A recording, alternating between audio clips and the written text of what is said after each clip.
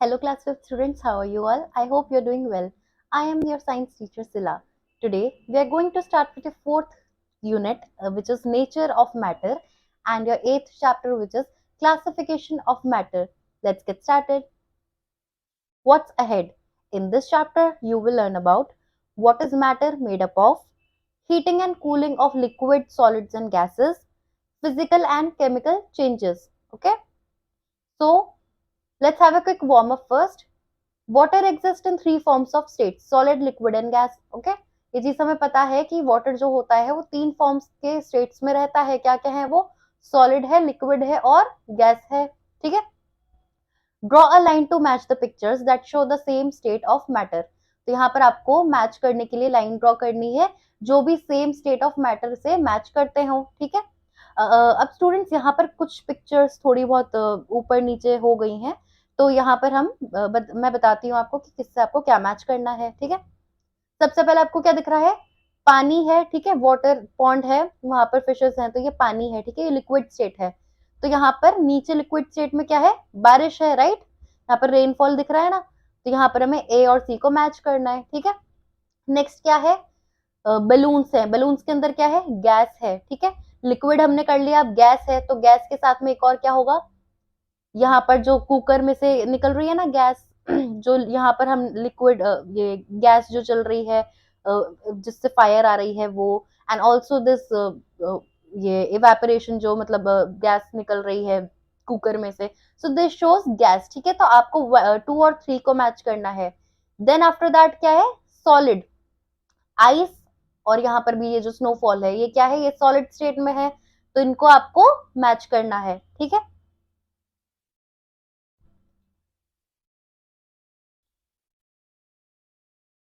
All the things living और non living are made up of matter. सारी चीजें matter से बनी है, फिर चाहे वो लिविंग थिंग्स हो या नॉन लिविंग थिंग्स हो। Anything that has mass and occupies space is called matter.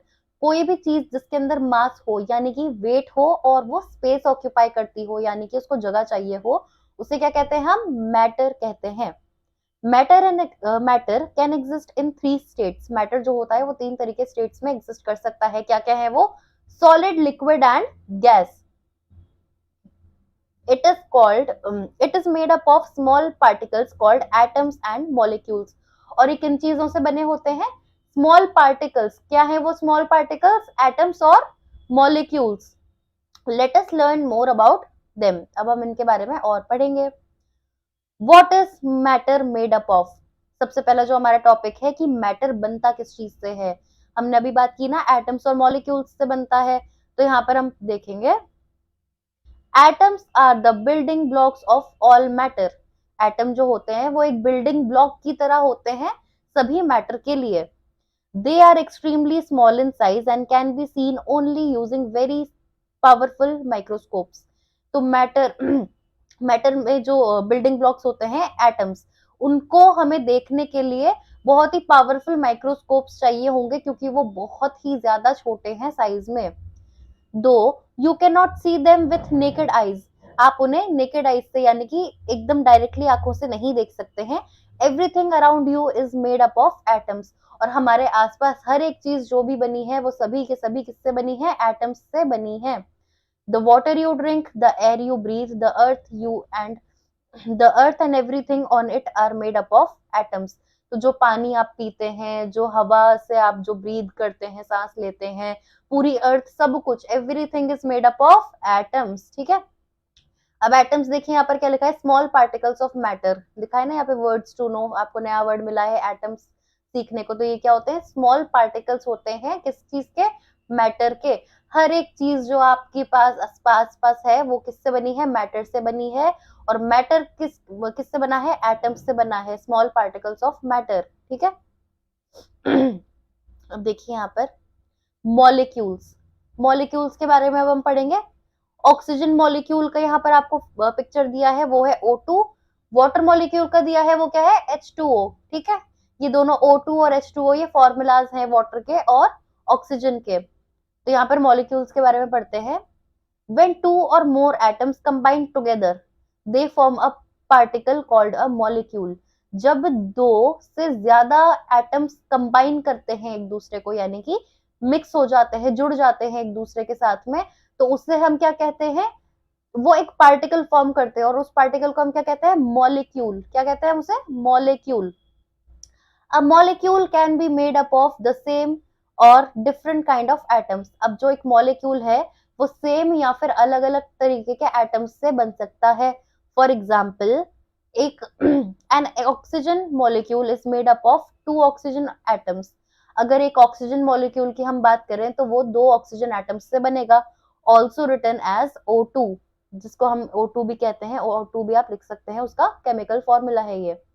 But a water molecule is made up of two hydrogen atoms and one oxygen atom।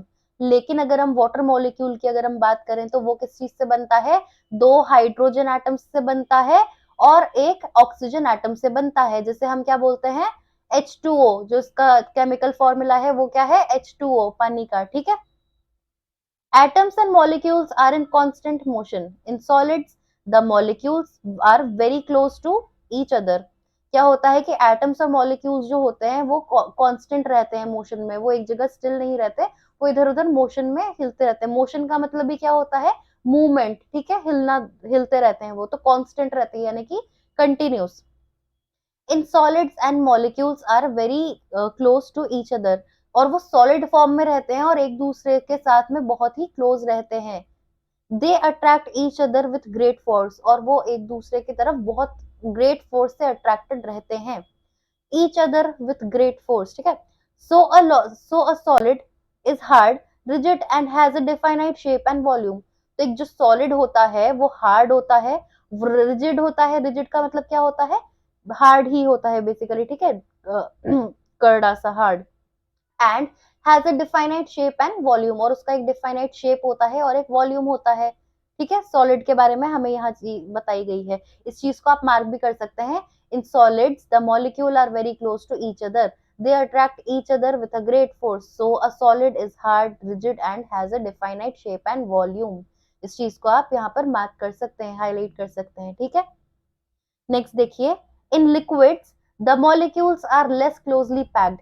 जो लिक्विड होता है उसमें molecules जो होते हैं बहुत अ, कम क्लोजली होते हैं, वो क्लोज होते हैं पर इतने ज्यादा क्लोज नहीं होते कंपैरेटिवली सॉलिड से, अगर हम उसे कंपेयर करें तो, और इतने ज्यादा पैक्ड नहीं होते। The attraction between the molecules in liquid is less as compared with the that in solids। जो मैंने अभी आपको बताया ना कि उनके बीच की जो अट्रैक्शन होती है वो होती है, लेकिन इतनी ज्यादा नहीं होती है जितनी अगर हम उसे सॉलिड से कंपेयर करें तो, ठीक है। Molecules can move around freely. Molecules जो होते हैं वो फ्रीली इधर उधर मूव कर सकते हैं। That is why liquids can flow. इसी वजह से लिक्विड जो होता है वो फ्लो कर पाता है। A liquid has a definite volume but no definite shape। अब लिक्विड जो होता है उसका डिफाइनाइट वॉल्यूम तो होता है कि वो कितना उसका वॉल्यूम है, क्या है, कितनी उसकी डेंसिटी है, लेकिन उसका कोई शेप नहीं होता। आपने देखा है ना, ग्लास में डाल दो, बॉटल में डाल दो पानी को, जिस भी तरह के शेप के वेसल में डाल दो वो उसी तरीके का शेप ले लेता है, तो उसका अपना कोई डिफाइनाइट शेप नहीं है। It takes the shape of its container, यानी कि वो अपने कंटेनर के साथ में ही अपना शेप ले लेता है। जो मैंने बताया ना, जिस भी आपने कंटेनर में, जिस भी वेसल में डाल दिया वो उसी का शेप ले लेता है, ठीक है। अब यहाँ पर आपको क्या दिया है, nano technology is the branch of science that involves working with atoms and molecules to build device such as robots that are extremely small. ये था आपका एक फैक्ट। अब यहाँ पर देखिए, मॉलिक्यूल्स, आपको नया वर्ड जो सुनने को मिल रहा है, इसका क्या मतलब है, स्मॉलेस्ट पार्टिकल्स ऑफ सब्सटेंस। किसी भी सब्सटेंस के, किसी भी चीज के सबसे स्मॉल, सबसे छोटे पार्टिकल्स को हम मॉलिक्यूल्स कहते हैं, ठीक है। अब हमने यहाँ पर सॉलिड्स के बारे में पढ़ लिया, लिक्विड्स के बारे में पढ़ लिया, अब हम गैसेस के बारे में पढ़ेंगे। यहाँ पर आपको डायग्राम भी दिया है, movement of particles in a solid. A में हमें सॉलिड के मूवमेंट दिख रहे हैं कि सॉलिड किस तरीके से हमें उसकी मूवमेंट रहती है, कैसे दिखता है, ठीक है। लिक्विड देखिए बी में दिखाया गया है कि इधर उधर आराम से फ्रीली मूव कर रहा है और इतने ज्यादा पास नहीं है। जैसे ये है ना, ये बहुत ज्यादा क्लोजली अट्रैक्टेड है टू ईच अदर, यहाँ पर कोई स्पेस ही नहीं है इनके बीच में, लेकिन यहाँ देखिए ये आराम से फ्रीली घूम रहे हैं। इनके बीच में अट्रैक्शन है बट इतना नहीं जितना सॉलिड्स में था। और गैसेस में देखिए ये और ज्यादा स्कैटर्ड है इन दोनों के कंपैरेटिवली, सॉलिड और लिक्विड के कंपैरेटिवली गैसेस ज्यादा और ज्यादा स्कैटर्ड हैं, यानी कि दूर दूर हैं ज्यादा, इतने ज्यादा अट्रैक्टेड नहीं है ए और बी के कंपैरेटिवली। तो गैसेस के बारे में पढ़ते हैं। In gases the molecules are separated by large empty scales, यानी कि गैसेस जो होती हैं वो मॉलिक्यूल्स इन गैसेस में क्या होता है कि जो मॉलिक्यूल्स होते हैं वो और ज्यादा सेपरेट होते हैं एम्प्टी स्पेसेस में, यानी कि काफी ज्यादा ये ए और बी जो हमने पढ़ा था ना, सॉलिड और लिक्विड, इन दोनों ज्यादा से भी ज्यादा सेपरेटेड रहते हैं। They have a lot of freedom to move about, और उनके पास काफी ज्यादा फ्रीडम होती है मूव करने के लिए। The molecules in a gas move faster than the molecules in a solid or a liquid. तो जो मॉलिक्यूल्स होते हैं गैस में वो सबसे ज्यादा फास्ट मूव करते हैं अगर हम उसे सॉलिड और लिक्विड से कंपेयर करें तो। That is why a gas has no definite shape और वॉल्यूम, और इसीलिए गैस जो होता है उसकी कोई डिफाइनाइट शेप नहीं होती और उसकी कोई डिफाइनाइट वॉल्यूम भी नहीं होती। इस चीज को भी आप मार्क कर सकते हैं, ठीक है। नेक्स्ट टॉपिक देखिए, heating and cooling of liquids. अभी हम यहाँ पर देखेंगे कि लिक्विड्स को हम हीट और कूल जैसे करते हैं उसके बारे में। What happens when we heat a liquid, क्या होता है जब हम किसी लिक्विड को हीट करते हैं। देखिए, when a liquid is heated the molecules acquire energy and move faster. जब हम किसी लिक्विड को हीट करते हैं तो जो मॉलिक्यूल्स होते हैं वो एनर्जी एक्वायर कर लेते हैं और काफी ज्यादा फास्ट मूव करते हैं। When it is heated continuously, the molecules move so fast that they are no longer in contact in contact with each other, and thus the liquid changes into gas. क्या होता है कि जब हम continuously अगर heat करते हैं liquid को तो जो मॉलिक्यूल्स होते हैं वो इतनी ज्यादा तेज मूव करने लग जाते हैं कि वो फिर मतलब वो फिर कांटेक्ट में रहते ही नहीं है लिक्विड के साथ में और वो गैस में कन्वर्ट हो जाते हैं, ठीक है। वो चेंज हो जाते हैं गैस में। इस चीज को भी आप मार्क कर सकते हैं। This process in which a liquid changes into gas is called evaporation. और ये जो प्रोसेस होता है जिसमें लिक्विड गैस में कन्वर्ट होती है उसे हम क्या कहते हैं, इवेपोरेशन। आपने वाटर साइकिल में भी इस चीज को पढ़ा होगा। तो इवेपोरेशन यही होता है जिसमें जो वाटर होता है उसको इतनी हीट मिलती है कि वो गैस के फॉर्म में कन्वर्ट होके उड़ने लग जाता है, ठीक है। अब यहाँ पर आपको पिक्चर भी दी गई है, सॉलिड था ये, इसको लिक्विड में हमने किया। तो कूलिंग में जब लिक्विड को हम कूल करते हैं तो वो सॉलिड में कन्वर्ट होता है, जब लिक्विड को हम हीट में कन्वर्ट करते हैं तो वो गैस में कन्वर्ट हो जाता है, ठीक है। What happens when we cool a liquid, हम जब किसी लिक्विड को कूल करते हैं फिर क्या होता है।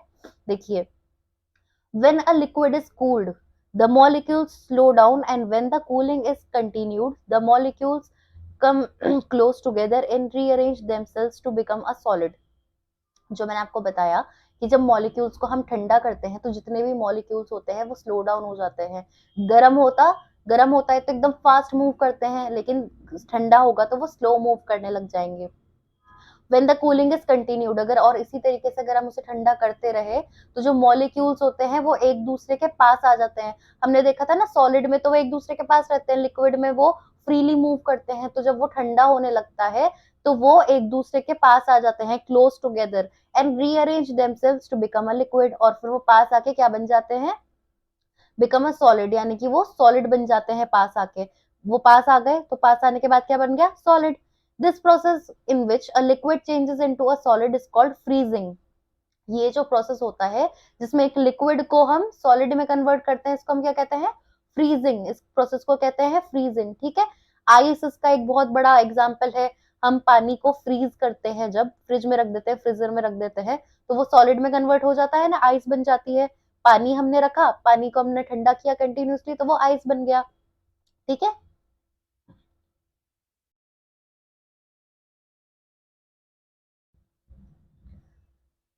अब यहाँ पे देखिए, put on your thinking caps. Ice cubes do not sink in water, why. Ice cubes जो होते हैं वो पानी में डूबते नहीं है, क्यों नहीं डूबते, ये चीज आपको खुद फाइंड आउट करनी है। नेक्स्ट देखिए, face the facts. The lightness of or heaviness of a substance for a given volume is called density, which is mass per unit area. तो ये सब भी आपको फैक्ट्स दिए गए हैं और साथ में एक क्वेश्चन है तो उसको आप फाइंड आउट करेंगे। नेक्स्ट टॉपिक देखिए, heating and cooling of solids. हमने पहले heating and cooling of liquid देखा, अब हम heating and cooling of solids पढ़ेंगे। When solids are heated, the molecules start to vibrate faster। जब सॉलिड को हम हीट करते हैं तो जो मॉलिक्यूल्स होते हैं वो बहुत फास्ट वाइब्रेट करने लगते हैं। On further heating, it allows the particles to move around and gradually turn into a liquid. और जब हम उसे और हीट करते जाते हैं तो क्या होता है कि जो मॉलिक्यूल्स होते हैं पार्टिकल्स होते हैं वो ग्रेजुअली लिक्विड में कन्वर्ट होने लग जाते हैं. This process in which a solid changes into liquid is called melting. ऐसा प्रोसेस जिसमें एक सॉलिड लिक्विड में कन्वर्ट हो रहा हो, चेंज हो रहा हो, उसे हम क्या बोलते हैं? मेल्टिंग. इसका भी एक बहुत अच्छा एग्जांपल आइस है कि जब आइस को हम हीट करते हैं, अगर हम उसे बाहर छोड़ दें तो भी वो अपने आप ही मेल्ट होके पिघल जाता है और लिक्विड में चेंज हो जाता है. और अगर हम उसे गर्म भी करते हैं गैस पर रखकर, कंटिन्यूस एक्सेस हीट देंगे उसे, तो भी वो सॉलिड से लिक्विड में कन्वर्ट हो जाता है मेल्ट होने के साथ. ठीक है. Not all substances undergo melting eight normal conditions. और सारे ही सब्सटेंसेस जो होते हैं, यानी कि कोई भी चीज जिसको आप सॉलिड से लिक्विड में कन्वर्ट कर रहे हो, वो जरूरी नहीं है कि एक नॉर्मल कंडीशन में मेल्ट हो जाए. सम सॉलिड सब्सटेंसेस में undergo certain changes on heating. और कुछ सब्सटेंसेस को अलग अलग तरीके से हीट करना पड़ता है सो दैट हम उसे लिक्विड में कन्वर्ट कर सकते हैं. For example, paper Burns when it is heated. हम पेपर को जलाते हैं, तो पेपर जब हम जलाते हैं तो वो कैसे जलेगा? जब हम उसे हीट करेंगे, जब हम उसे जलाएंगे, उसे गर्म करेंगे, उसे हीट करेंगे तो ही पेपर जलेगा. However, all solids expand on heating. और सारे ही सॉलिड्स जितने भी होते हैं वो एक्सपैंड होते हैं हीट करने पर. When the ball is heated the molecules move further apart. जब बॉल को हम हीट करते हैं तो जो भी मॉलिक्यूल्स होते हैं वो आगे की तरफ बढ़ते हैं, causing the size of the ball to increase. This is called expansion. और क्या होता है कि जैसे उसका एक्सपैंड होगा तो उसका साइज बड़ा होगा, बॉल का इंक्रीज होगा, उसको हम क्या कहते हैं? एक्सपेंशन कहते हैं. When the ball is cooled, the movement of molecules slow down and they all come closer to each other. This is called contraction. जब बॉल जो है वो ठंडी होने लग जाए और सारे जितने भी मूवमेंट्स हैं मॉलिक्यूल्स के वो स्लो डाउन हो जाए, तो क्या होता है? वो एक दूसरे के पास आते हैं और फिर उससे क्या होता है? इस प्रोसेस को क्या बोलते हैं? Contraction. Do the following activity to show the matter expands on heating. अब आपको यहाँ पर एक एक्टिविटी करनी है, उससे आपको क्या पता चलेगा कि मैटर जो है वो एक्सपैंड होता है हीट करने पर. पहला देखिए, take an iron ball and an iron ring as shown in figure. तो यहाँ पर आपको पिक्चर दी गई है, तो इसमें आपको एक आयरन बॉल लेनी है और एक आयरन रिंग लेनी है. ठीक है. उसके बाद क्या करना है? The size of ball should be slightly more than the size of ring so that it can not pass through the ring. तो जो बॉल का साइज होगा ना वो आपके रिंग के साइज से थोड़ा बड़ा बड़ा होना चाहिए सो दैट वो पास ना करे रिंग के थ्रू. ठीक है. Heat the ring without the ball for a few minutes. उसके बाद में आपको क्या करना है? रिंग को बॉल के बगैर हीट करना है कुछ मिनटों के लिए. Now try to pass the ball from the ring. What do you notice. उसके बाद में आपको करना है कि जो रिंग है उसमें से बॉल को पास करना है. और आपने क्या नोटिस किया? ऑब्जर्वेशन. आपकी क्या ऑब्जर्वेशन रहेगी? The ball which was initially tight to pass through the ring now passes easily. वो जो बॉल थी जो पहले टाइट थी पास करने में, रिंग से आसानी से पास नहीं हो रही थी, अब वो इजीली पास कर रही है रिंग में से. कंक्लूजन. क्या कंक्लूजन निकला इसका?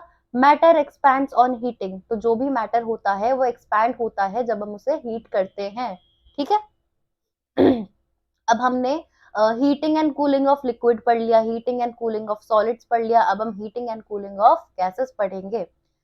When a gas is heated, the molecules move away very fast. जब एक गैस को हम हीट करते हैं तो जो मॉलिक्यूल्स होते हैं वो काफी फास्ट मूव करते हैं, thereby causing it to expand. और इससे क्या होता है? एक्सपैंड होता है सब कुछ. When a gas is cooled for a long time, the molecules slow down and gradually turn into liquid. क्या होता है कि जब जो गैस होती है वो जब ठंडी होने लगती है, ठीक है, काफी देर तक हम उसे ठंडा करने लगते हैं, तो क्या होता है? मॉलिक्यूल स्लो डाउन हो जाते हैं और ग्रेजुअली वो लिक्विड में कन्वर्ट हो जाता है. This process in which a gas changes into a liquid is called condensation. ये जो प्रोसेस होता है जिसमें गैस जो होती है वो लिक्विड में कन्वर्ट हो जाती है, उस प्रोसेस को हम क्या बोलते हैं? कंडेंसेशन. ठीक है. यहाँ पर आपको पिक्चर भी दी गई है. किस चीज की पिक्चर है? Water droplets condensing on the surface of the glass. तो यहाँ पर ये वाटर ड्रॉपलेट्स आपने देखे ना, आप पानी डालते हैं उसमें आइस डली हुई है, तो ये जो वाटर ड्रॉपलेट्स हैं ये क्या होती हैं, ये कंडेंस हो रही हैं सरफेस पे ग्लास के, ठीक है।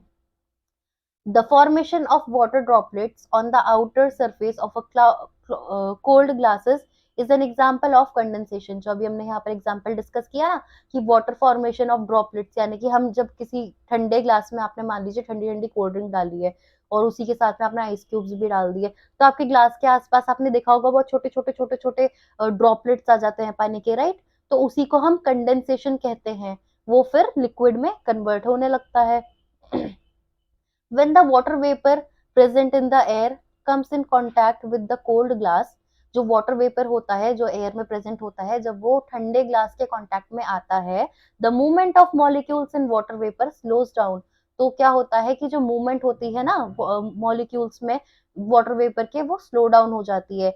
हेंस वाटर वेपर जो गैस होती है टर्न्स इनटू वाटर, यानी कि लिक्विड।